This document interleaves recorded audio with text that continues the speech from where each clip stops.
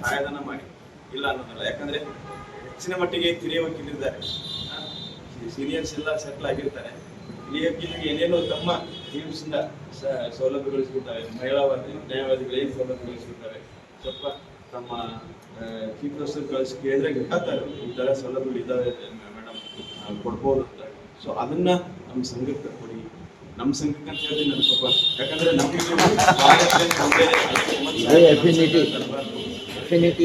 ತಂದೆ ಹೆಸರು ಬರುತ್ತೆ ಅಂತ ಹೇಳ್ತಾ ನನ್ನ ಒಂದು ಸಣ್ಣ ಅನಿಸಿಕೆಗಳು ಏನೋ ಅವಕಾಶ ಮಾಡಿಕೊಟ್ಟಿದ್ದು ಮಾತಾಡಲಿಕ್ಕೆ ಅವಕಾಶ ಕೊಟ್ಟಿಲ್ಲ.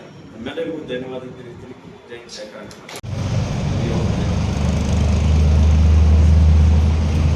ಈಗಾಗಲೇ ಇವತ್ತಿನ ಮಟ್ಟಿಗೆ ನಮ್ಮ ಸಂಘದ ಸದಸ್ಯರು ನಮ್ಮ ನಗರಸಭೆಯ ವೈಸ್ ಪ್ರೆಸಿಡೆಂಟ್ ಆಗಿದ್ದಾರೆ, ಆಗಿದ್ದಾರೆ.